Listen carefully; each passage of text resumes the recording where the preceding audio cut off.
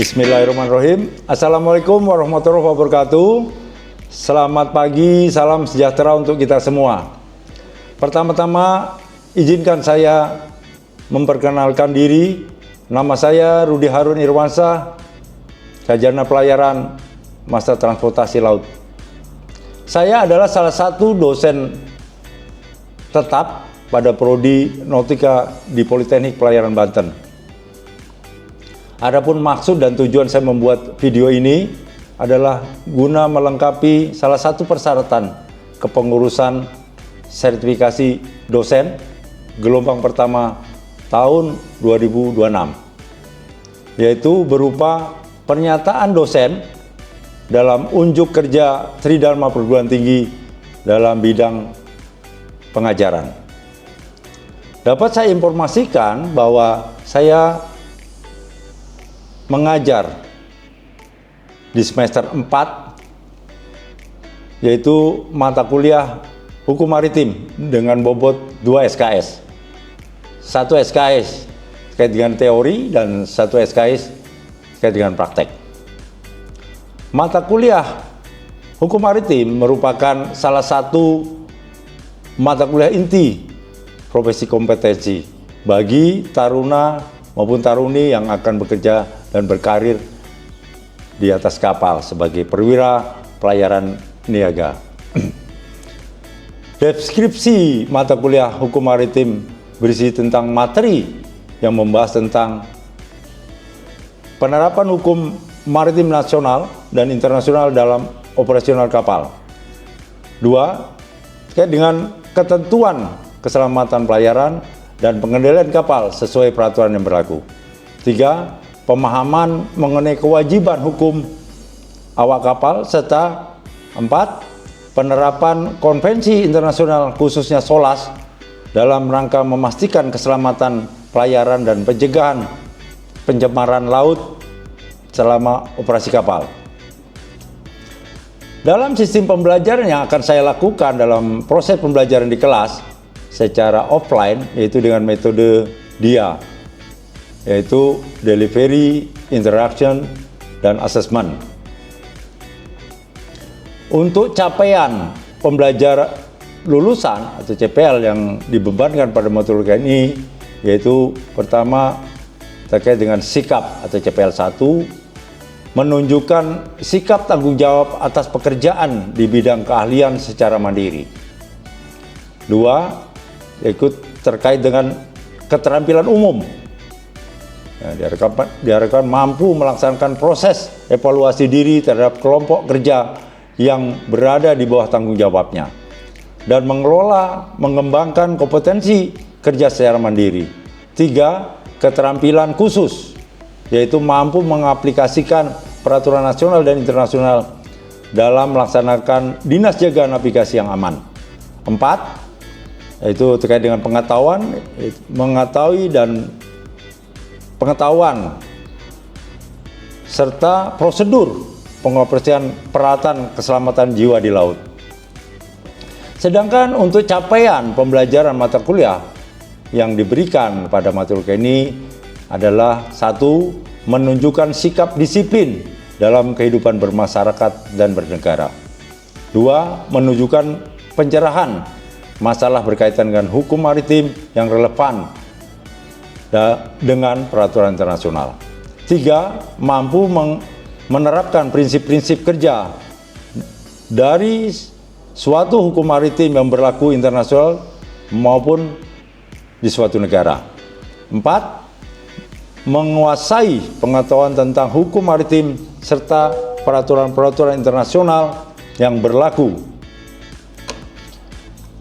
Untuk referensi buku dan pustaka, yaitu pertama terkait dengan Introduction to Maritime Law. 2. Terkait dengan Law of the Sea. 3. Maritime Safety. 4.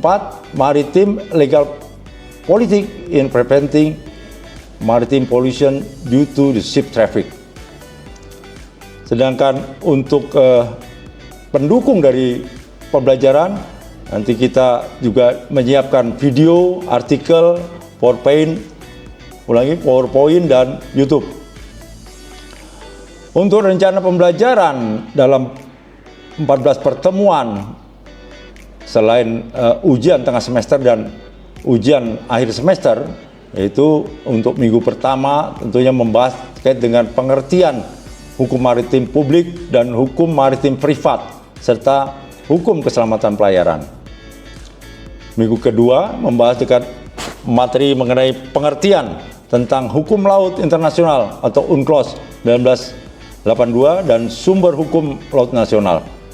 3 pertemuan minggu yaitu membahas materi terkait dengan penerapan politik hukum maritim dalam pencegahan pencemaran akibat aktivitas pelayaran berdasarkan Marpol 72, 78 dan regulasi nasional yang berlaku. Pertemuan keempat itu membahas mengenai hasil konvensi internasional serta Undang-Undang Nomor 5 tahun 1986 tentang zona ekonomi eksklusif Indonesia. Kemudian di pertemuan kelima membahas mengenai hukum perkapalan nasional dan perkapalan internasional serta persyaratan bekerja di kapal. Untuk pertemuan keenam mengenai kriteria kapal yang memenuhi aspek-aspek keselamatan dan kelaikan kapal. Dan yang ketujuh, kita melanjutkan pertemuan keenam, yaitu membahas kriteria kapal yang memenuhi aspek-aspek keselamatan kapal dan kelaikan kapal. Dan kedelapan, kita melaksanakan ujian tengah semester. Dan yang kesembilan membahas tentang biro klasifikasi. Pertemuan ke-10 membahas tentang mengenai pentingnya mengetahui dan mengindahkan peraturan pencegahan pencemaran. Pertemuan 11 membahas terkait dengan kita melanjutkan kembali, karena ini sangat banyak ya, terkait dengan pencegahan pencemaran. Nah, kita melanjutkan kembali terkait dengan pencegahan pencemaran dikaitkan dengan hukum maritim. Sedangkan ke-12 membahas terkait dengan pemahaman dan tujuan daripada Harmonized System of Survey Certificates, ya, atau SSC. Sementara pertemuan ke-13 mengenai Maritime Labour Convention atau MLC 2006 dikaitkan dengan hak dan kewajiban perusahaan pelayaran dan awak kapal. Pertemuan ke-14 membahas terkait dengan Port State Control dan status hukum kapal. Dan pertemuan ke-15 membahas terkait dengan PKL, ya, perjanjian kerja laut, ukuran kapal dan eksibitumnya, serta port clearance. Dan terakhir, pertemuan ke-16 yaitu terkait dengan pelaksanaan ujian akhir semester. Untuk asesmen, ya, pada mata kuliah hukum maritim ini dibagi menjadi untuk kehadiran yaitu dengan bobot 10% dan tugas mandiri maupun kelompok 20%. Ujian tengah semester 30%, ujian akhir semester 40%, hingga total 100%. Demikian penjelasan dari saya. Selanjutnya, perkenalkanlah saya menampilkan proses pembelajaran di kelas yang secara offline. Baik, Assalamualaikum warahmatullahi wabarakatuh. Selamat pagi para tarunaku sekalian. Saya harap kalian tetap sehat, semangat, dan bisa mengikuti pembelajaran dari saya. Jadi terkait dengan pertemuan hari ini, yaitu pertemuan kedua, kita akan membahas terkait dengan UNCLOS atau United Nations Convention of the Law of the Sea. Ya, jadi sebelum kita melanjutkan mata kuliah ini, mungkin kita perlu juga mereview daripada pertemuan sebelumnya, yaitu pertemuan pertama, yaitu tentang pengantar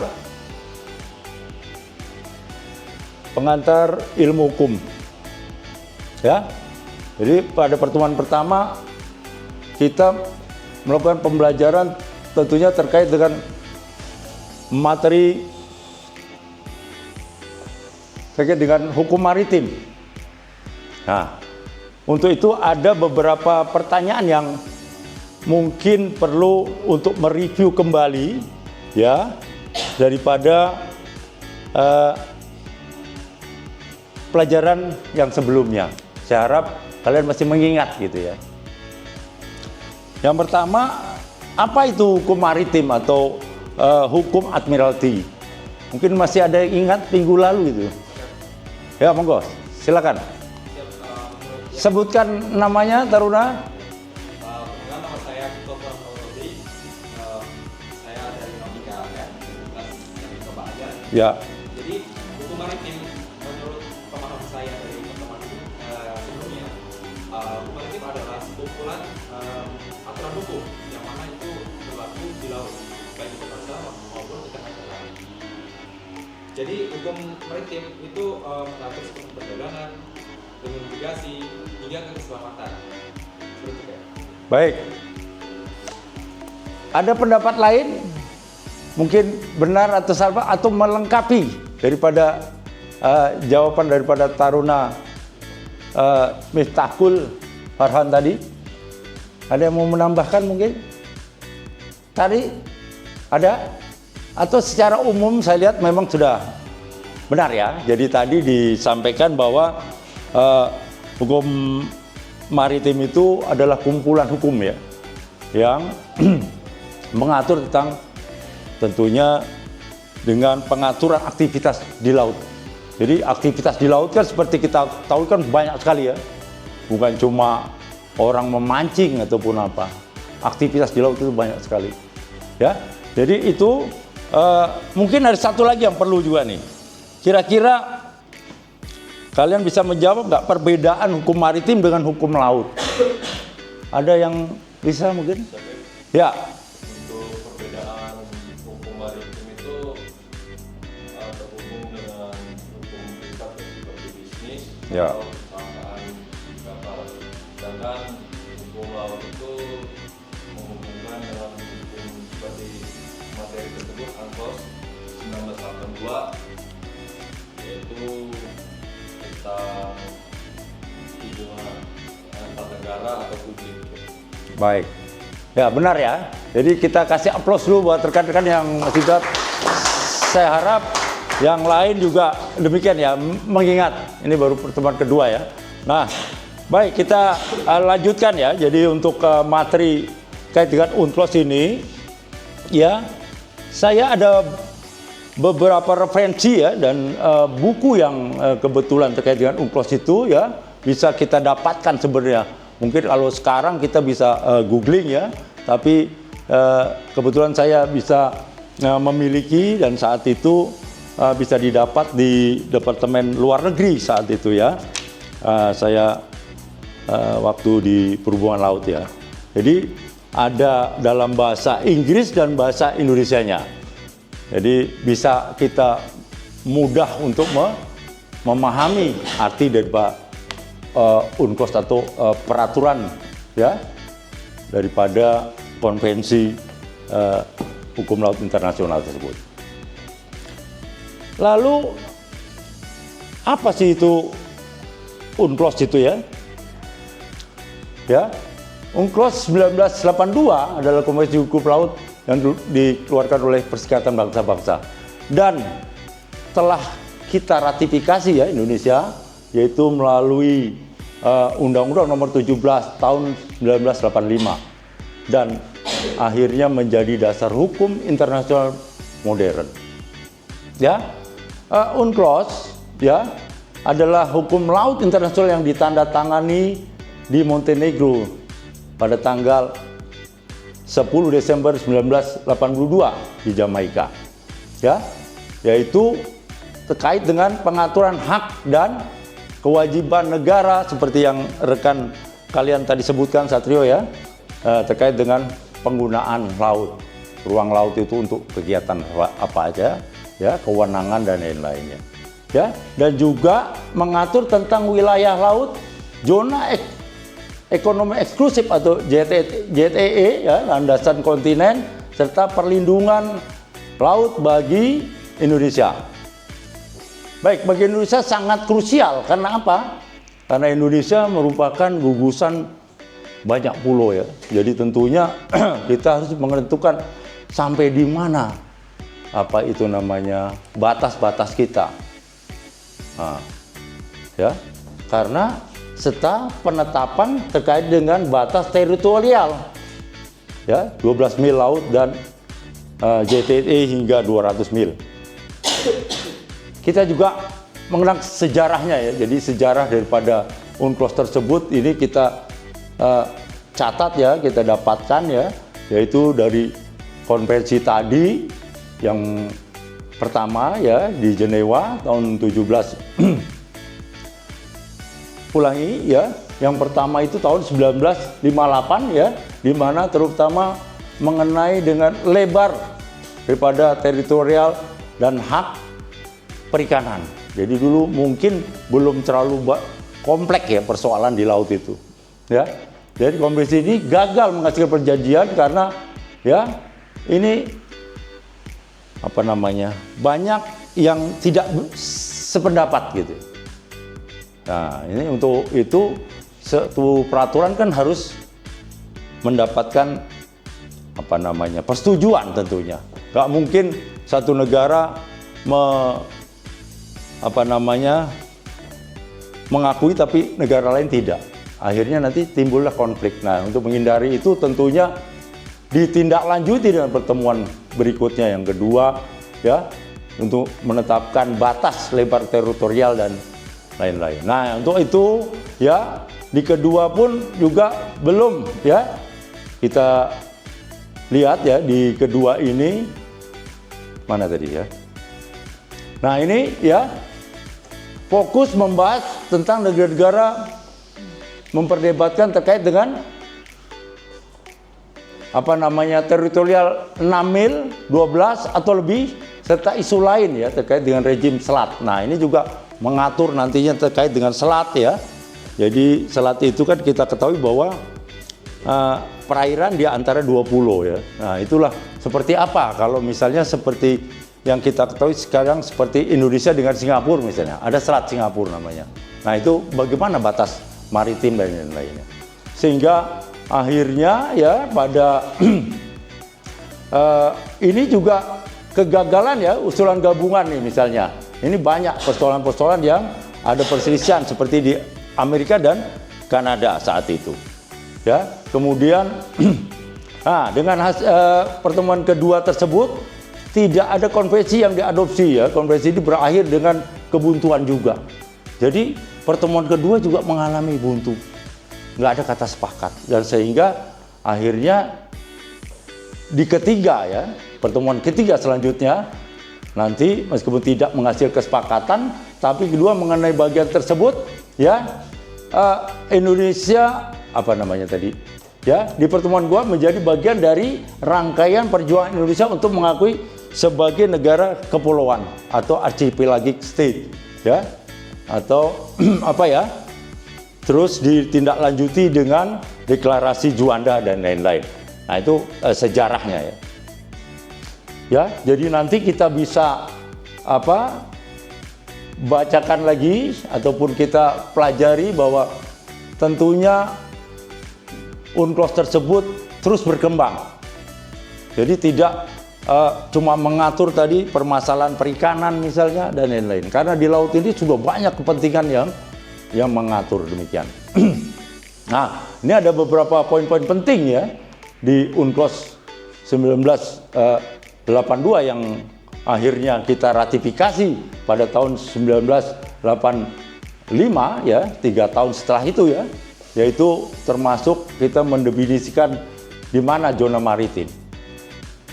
Lalu aturan terkait 12 mil laut di daerah teritorial hingga 200 mil laut di zona ekonomi eksklusif, di mana negara memiliki yang berdaulat atas apa? Atas sumber daya yang ada di di dalamnya. Jadi bukan cuma di perairannya, tapi juga sumber daya yang ada di bawah lautnya. Ya.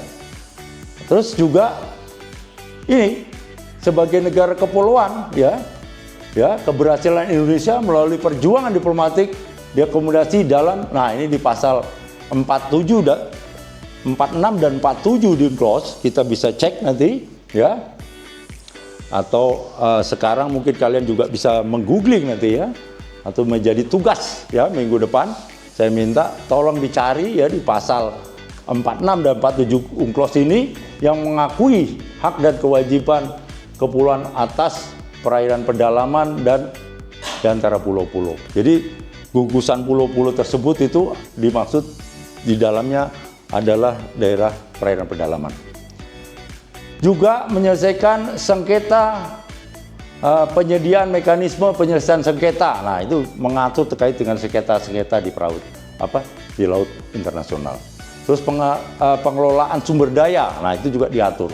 Ya, mengatur dengan konvensi dan penggunaan sumber daya alam hayati dan non hayati di laut lepas ya, di dalam wilayah jurisdiksinya. Lanjutnya, hak navigasi untuk menjamin lintas damai dan lintas transit pada kapal-kapal asing. Nah, itulah nanti selanjutnya pada pertemuan ke depan, ya, setelah ini mungkin kita juga akan membahas terkait dengan ALKI ya. ALKI itu alur kepulauan Indonesia. Jadi kapal-kapal asing yang akan melintas di kepulauan kita itu nanti tentunya melalui jalur yang sudah kita tetapkan atau ALKI itu. Nah, itu nanti pelajaran berikut. Ya, jadi akhirnya UNCLOS tersebut ya ditandatangani dan konvensi tersebut ditandatangani tanggal 10 Desember 2002 di Montenegro ya, Jamaika, dan mulai berlaku sejak 16 November 1994. Ya. Kita lanjut ya. Nah, jadi inilah salah satu gambaran ya bagaimana pengakuan ya negara terhadap mengakui Indonesia sebagai archipelagic state ya, perairan di mana Indonesia berdaulat. Jadi demikian luas. Jadi ada area yang 12 mil gitu ya. Lalu zona eksklusif ini adalah yang warna merah ini ya, yaitu 200 mil. Jadi sebenarnya kalau dulu zaman Gajah Mada itu termasuk ini Sarawak dan lain-lain, termasuk Malaysia ini dulu di bawah daripada Indonesia. Ya, jadi inilah keterangan daripada termasuk Manai Haiksi, yaitu ya yang warnanya biru, dan ini sesuai dengan map yang ada di perairan Indonesia. Ya, nah ini tadi yang dimaksud dengan laut teritorial itu seberapa jauh? Ya, jadi ada 3 mil ya, lalu ada 12 mil, yaitu territorial sea, dan zona eksklusif itu dari 12 mil sampai dengan 200. Ya, nah ini sampai di mana kedaulatan kita dan bagaimana kita mengelolanya ini diberikan keterangan dalam UNCLOS. Ya, Indonesia memiliki kedaulatan ya, luasnya coba 3,1 juta kilometer yang terdiri dari perairan kepulauan, laut teritorial. Selain Indonesia mempunyai hak eksklusif ya, JTE tadi ya, kita bisa menggunakan atau mengusahakan sumber daya yang ada ini. Baik, kita lanjut ya. Ini juga ya tadi, jadi kita juga bisa mengeksplorasi atau mengeksploitasi apa yang ada di dalam wilayah daripada laut kita ya, baik itu pengambilan minyak ya, kegiatan pelayaran ya, dan lain-lain, termasuk mungkin sumber daya yang lain yang bisa kita kelola. Dan kita selanjutnya perlindungan lingkungan maritim misalnya ya. Di sini kewajiban kita mencegah tadi ya adanya pencemaran dan termasuk dasar hukum pengelolaan sumber daya yang berkelanjutan. Ini ada contoh ya, jurnal yang dibuat oleh Dewa Gede Sudikarya Mangku ya. Nah, dia menulis terkait dengan perlindungan dan pelestarian lingkungan menurut hukum internasional. Saya kira kalian juga mencoba menggali ya, dengan membuat suatu jurnal ataupun membuat suatu tulisan ya, sehingga kita bisa lebih menggali lagi apa itu UNCLOS gitu ya. Ya, nah ini juga termasuk sengketa-sengketa. Contohnya misalnya sengketa kita saat itu terkait dengan Ambalat, ya, terkait dengan batas kita dengan Malaysia. Ya, di daerah Nunukan sana ya, ada Pulau Sebatik yang dibagi dua, Batik Utara dan sebagainya. Nah, itu melalui proses ya, mekanisme sengketa ya, ada melalui ITLOS atau ya, juga IT. Nah, ini semua atau badan arbitrase, yaitu untuk menyelesaikan masalah-masalah yang timbul di perairan atau di laut. Ya, jadi kita berkesimpulan akhirnya dari materi kita ini ya, UNCLOS 1982 memberikan pengakuan dan pengastian hukum. Dan ini hal yang penting bagi kita, karena sesuatu hal yang tidak ada landasan hukumnya ini akhirnya bisa menimbulkan sengketa dan lain-lain. Semua harus berlandaskan hukum karena kita mengacu pada negara hukum. Yang kedua, hak ekonomi dan perlindungan lingkungan. Nah, kita juga mempunyai hak untuk mengelola ya, mengembangkan daripada potensi yang ada di wilayah perairan kita. Serta juga perlu ya dilakukan perlindungan terhadap lingkungan. Dan yang terakhir, penguatan kedaulatan. Di batas mana kita diakui dan disitulah kita berdaulat. Ya. Oh, sudah selesai rupanya ya. Jadi saya kira itu. Jadi tadi sebagai tugas minggu depan, saya harap pasal 46 dan 47 tadi ya, coba dilihat ya, dilihat kembali. Bentar, tadi terkait dengan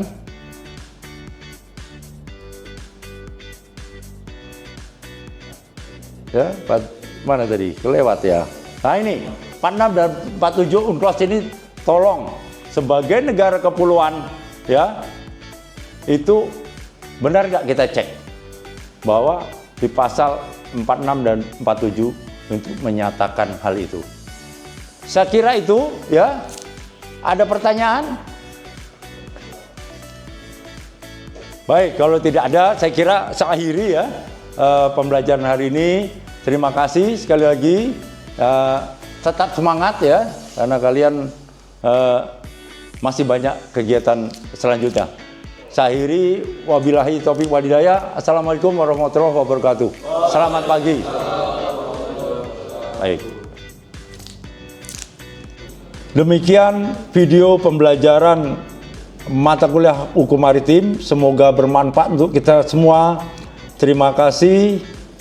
Selamat pagi. Wassalamualaikum warahmatullahi wabarakatuh. Sampai jumpa kembali. Terima kasih.